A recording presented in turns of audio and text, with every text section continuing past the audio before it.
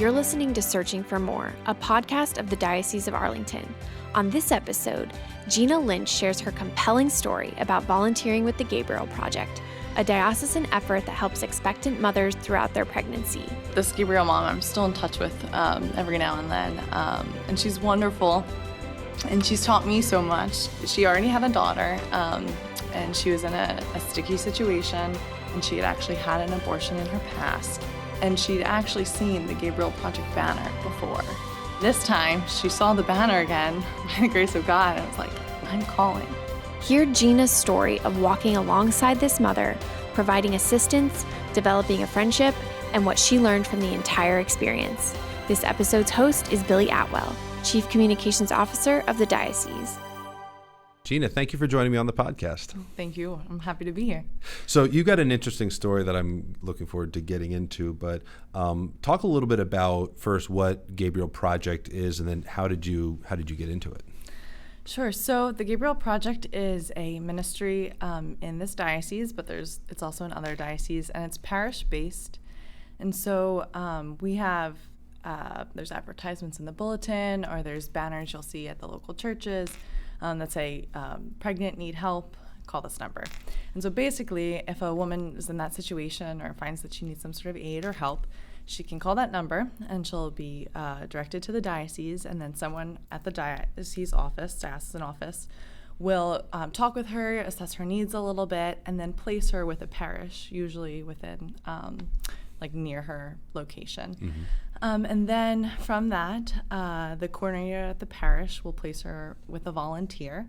And then it would be the volunteer's job to get in touch with her, to assess her needs, to meet with her, to stay in touch with her through the pregnancy.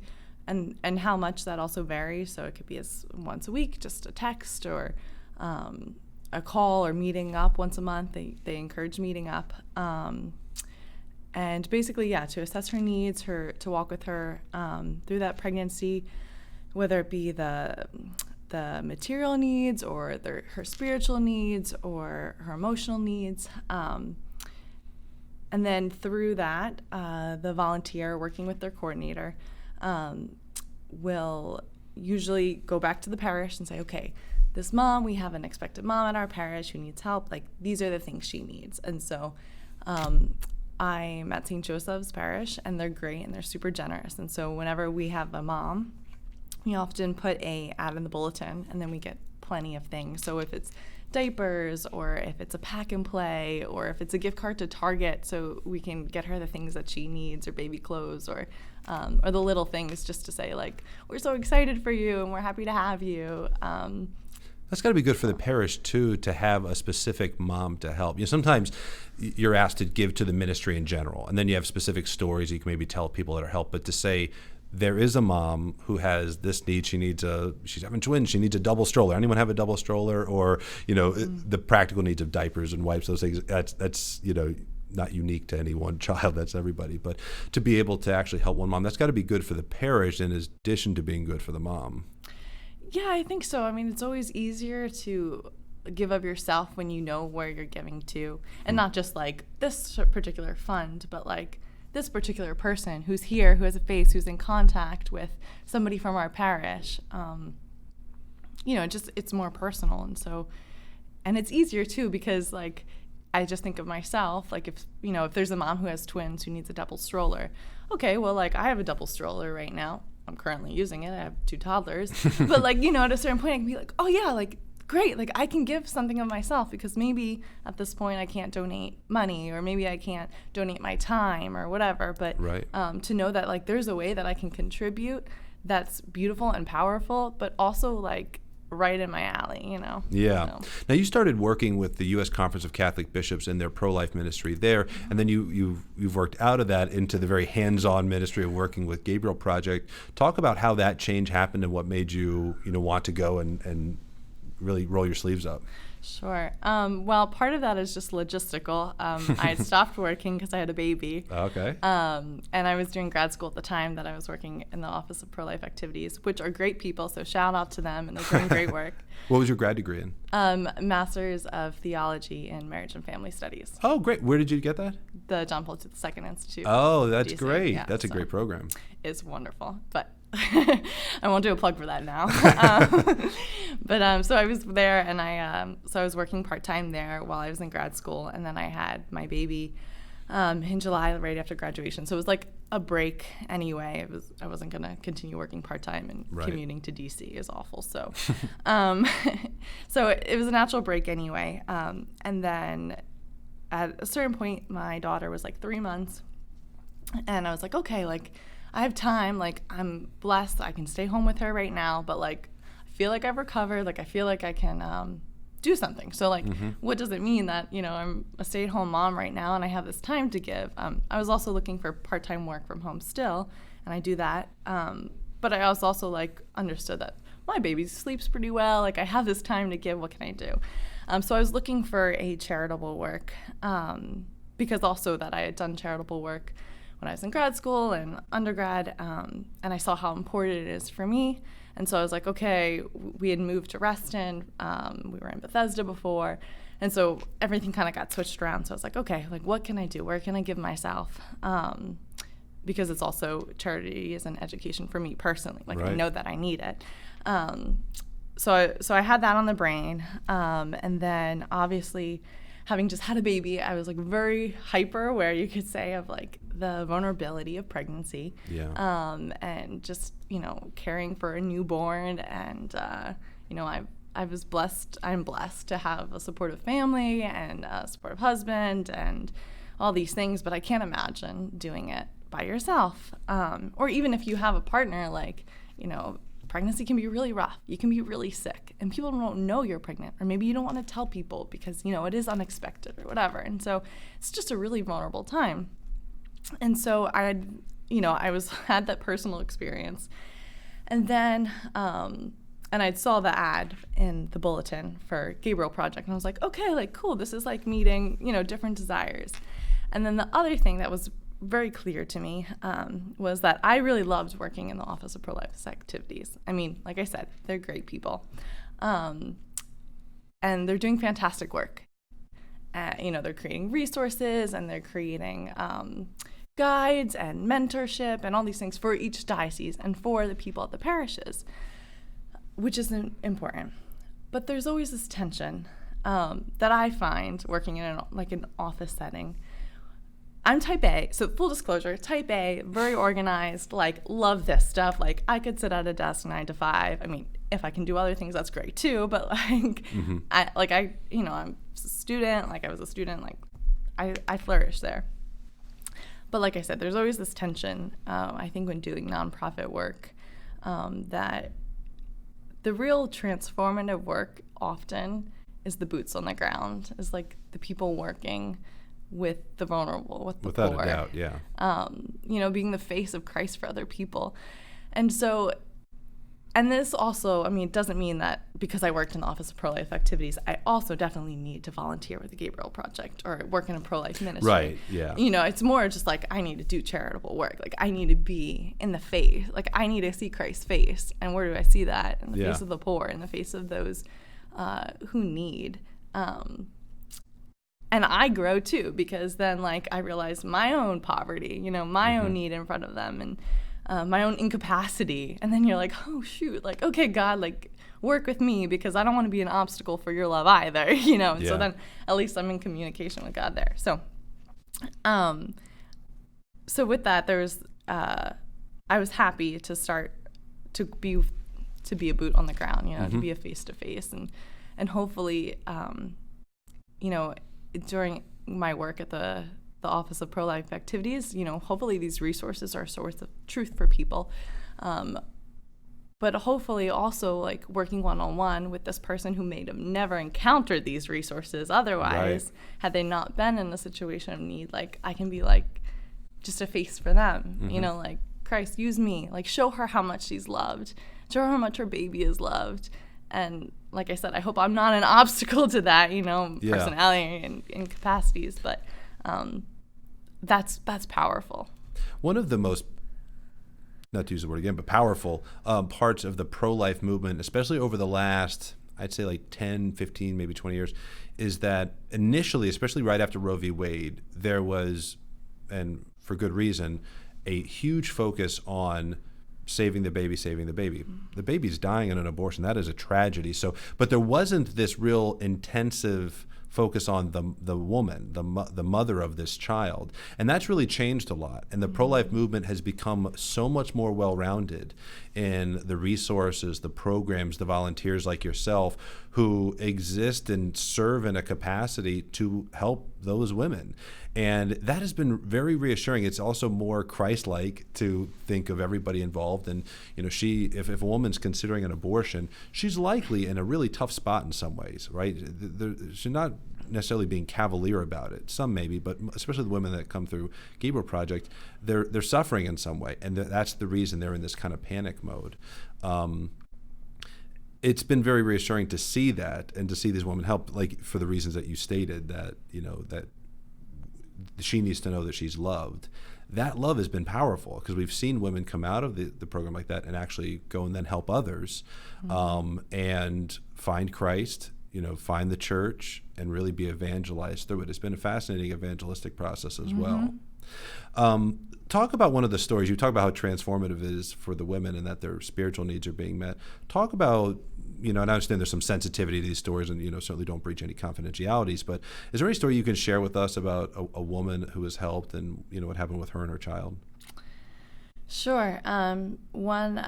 So this Gabriel mom, I'm still in touch with every now and then, and she's wonderful, and she's taught me so much. And she was just she already had a daughter, and she was in a sticky situation, and she, her boyfriend wanted her to abort, her family wanted her to abort, and she had actually had an abortion in her past.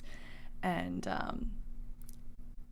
she'd actually seen the Gabriel Project banner before when she was that first time when she was in high school, and she remembered wanting to call so bad, but she was just trusting her mom, and this time she saw the banner again by the grace of God, and it was like, I'm calling, like I can do this, like I love this baby, like I'm gonna do this. I need help, but I'm gonna do this, which automatically, like the courage to just do that, to say that, and the resilience. And she already had a daughter, so I think that was also a huge bolster for her to know, like, I can do this, and like I love my daughter, like I can love another being again.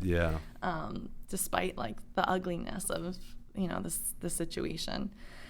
And so in the Gabriel Project, we have a bunch of spiritual materials, so like prayer booklets and prayer cards and whatever. And some moms, that might not be their thing. My Gabriel mom that I was working with, this particular one, she, like, first of all, she loved it. She wasn't Catholic. She was raised in a Muslim family. There were some Christian, like, influences on her life. Her sister, I think she was kind of Christian. The theology was kind of different. We didn't really go into there. But she loved it, and she was like, no, thank you so much for this, because like, I'm opening my Bible every morning because I know, like, if I don't make the time to do this, like, life gets chaotic. I'm like, oh my gosh, like, you were more faithful than I am, like, and sometimes I think like difficult situations like really draw that out of us, like make us aware of our need. But like, I think this was just her in general, of just like, it's like, oh, you're amazing, And so, so she was, and she was great, and she was working her butt off. She was working doubles, and she was having early on contractions, which later led to like a very serious medical emergency, and all these things. But like, her resilience was just so cool. And like, I came away of like, holy moly, like, you can live like this, and you're in this situation, which is hard. Like, to not feel supported alone would be so challenging. Emotionally, it would wear you out, you would think. Yeah, for sure. And also just like the faith. Like, I don't, it's just funny. Like, you have these preconceptions. and then to be like so surprised by her own faith.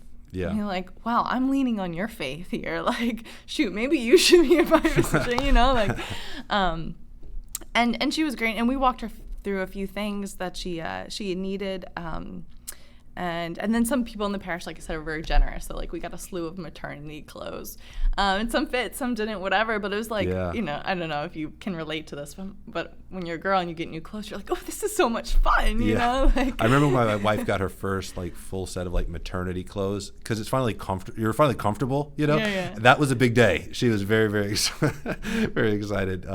But you said something that stood out, because it's a common thread, that women who get pregnant and that are in these situations, they're often, when they have abortions, it's often not a totally free choice. The amount of coercion and pressure that's put on them by sometimes parents, boyfriends, whoever, is enormous, and that's strain. They're really feeling abandoned and on their own before they've made a decision. But when they're in the Gabriel Project, they have a support network. They have people there ready to help them through it, not just have an abortion and move on. And that, it takes courage, because they don't necessarily know that support's really going to be there. You know, is that just a line, or are they actually going to stand with them? If they're having parents and a boyfriend, whoever, tell them you should have an abortion, they already know that they're not supportive. How do they believe the stranger is going to help them? So it's a tremendously courageous act,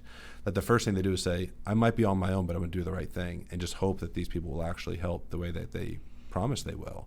What a tremendous resource. What do the spiritual resources look like? You know, the spiritual wounds are going to vary from one person to another, but what are the spiritual resources that you offer to help counsel women through?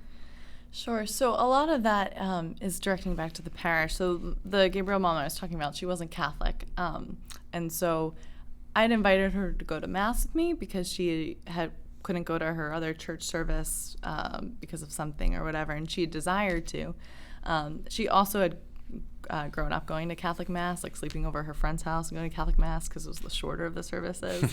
She's like, oh yeah, like I used to do that. I'm like, all right, okay, how do we talk about the Eucharist? And these things, you know, like that's where my mind's going. But and it never ended up happening. But for women who are already Catholic, or who can come to the sacrament of confession, or just to offer it, you know, I mean, like, hey, listen, like, for me, I go to confession because I know, like, I make my own life chaotic. Like, my sins make my own life difficult. Like, would that be helpful for you? Like, would that be something that you want to be interested in, of, like, returning to the Lord in this way? Not saying because you're a great sinner. I mean, that's another thing, too, is, like, okay, you're in an unexpected pregnancy in less than ideal circumstances. That doesn't mean you're a great big sinner, you know? Right. They shouldn't feel demeaned or, shamed and all those kinds of things. No, I mean, it also takes two to tango, and the woman's the one who always bears the suffering. Yes, yeah, you know. So part of me, I'm just like, that's just where's he, right? Yeah, like, I'd like to be mad at him too. Yeah, or just also the point of, like, you know, it's interesting. Pregnancy is a sin you can see. It's one of the few sins you can see. It's not the greatest sin, like, not pregnancy itself, but, like, not trusting in God's plan. Like, that's the first sin that happens there, you know? Yeah, it's true. And so, again, like, I'm just kind of beating the point of that, you know, it doesn't mean these women are great sinners. Like, we're all great sinners, actually, because we could all go in that boat. But just to offer confession, because I know how healing it is for myself, you know? Or to be able to, you know, invite to Mass. Like, that's very simple. Like, most of us go to, I mean, okay, I Mass hop a lot.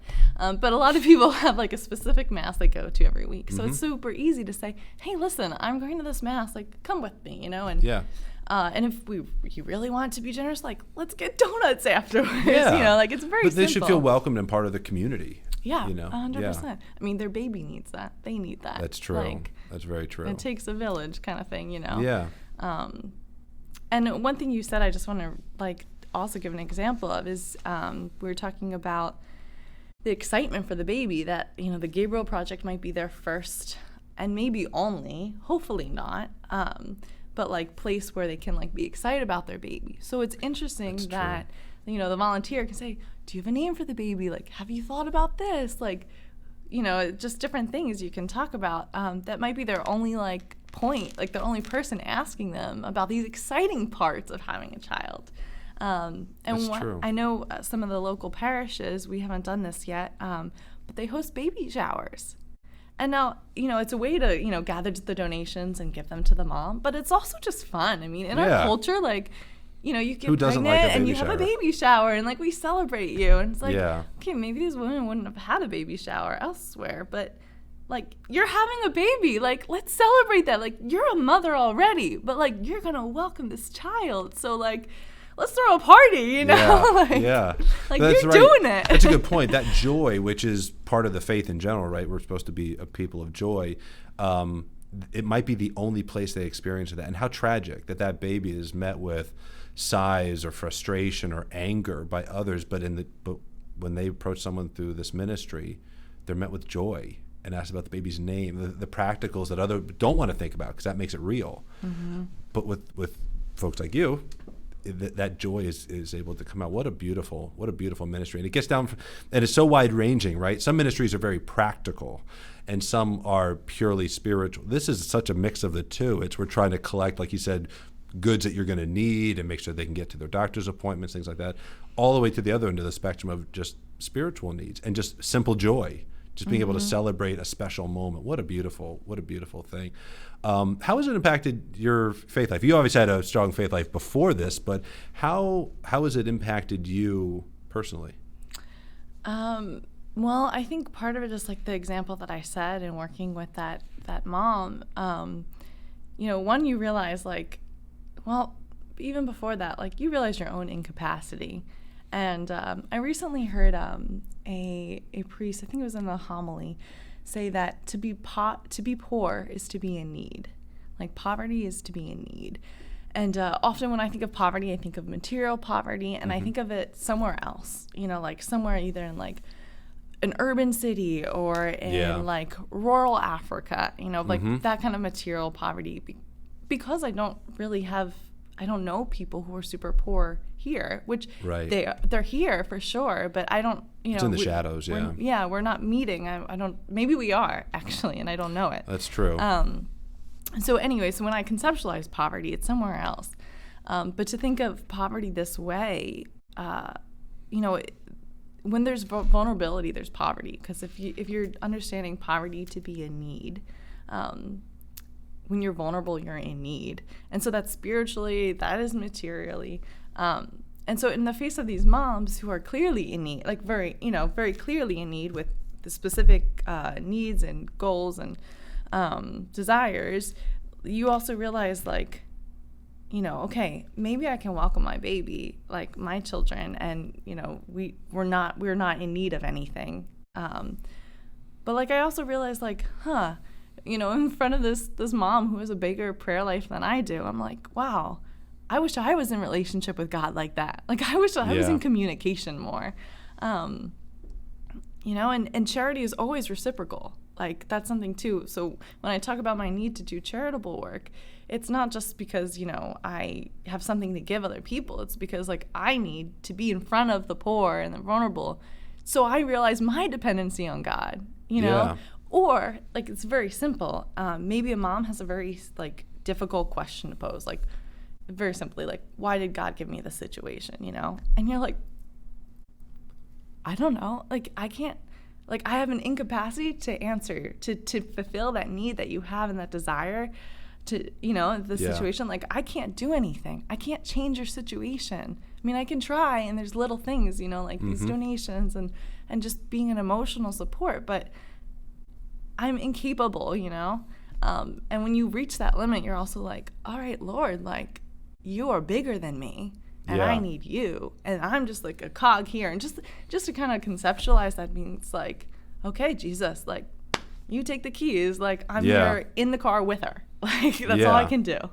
Now, for volunteers, I think people that would want to volunteer would face that very situation of feeling like, I'm not going to have the answers she's going to need. I'm not a scripture expert. I don't, they'll feel unqualified to help someone that's in this much need. They're not coming to us because they've got it all figured out. They have a lot of need, and they're going to feel ill-equipped maybe to support them. What would you say to someone who is interested in volunteering but just doesn't feel like they have what is necessary to be an effective volunteer. I'll just do it. What's the St. Paul, like, God doesn't call the qualified, he qualifies the called. Yeah. So, I mean, you can just work off that principle. But then also, it's just, it's a matter of, like, Christ uses the human face. Like, that is his method always, like, people, I mean, okay, God appeared to St. Paul, like, threw him off his horse. But for most people, they, like, met another Christian, and we're like, that's interesting. There's something the way they live that's really attractive and beautiful. I want to follow that. And then they become a Christian. And then the church, like, is global, Right. And so, if you're a Christian, you stay close to the Lord. You can't give what you don't have. So you just stay close to the Lord and just ask him to work. And he's not going to not, Yeah. And like you said, it's, that joy that you can bring maybe is what she needs most. It's not that you have something that you can say that's going to be the silver bullet that wipes all the problems away, but it's just being available and being joyful. Those two things are something that she might not have anywhere else in life. If anyone that's listening is interested, go to arlingtondiocese.org. You can learn more about this ministry. Gina, thank you so much for coming and sharing your story and providing a kind of a look behind the curtain of how this ministry works and what the volunteers do. And I would really encourage people to consider helping out and following Gina in this great work. Thank you. Thanks, Billy. It's a pleasure to be here. You're listening to Searching for More. If you enjoyed this podcast, please write a review on iTunes, Google Play, Stitcher, Spotify, or wherever you listen. Also, make sure you follow the Diocese and the Arlington Catholic Herald on Facebook, Twitter, and Instagram. And subscribe to our YouTube channels for regular videos that inspire, educate, and inform about the Catholic faith in our diocesan community.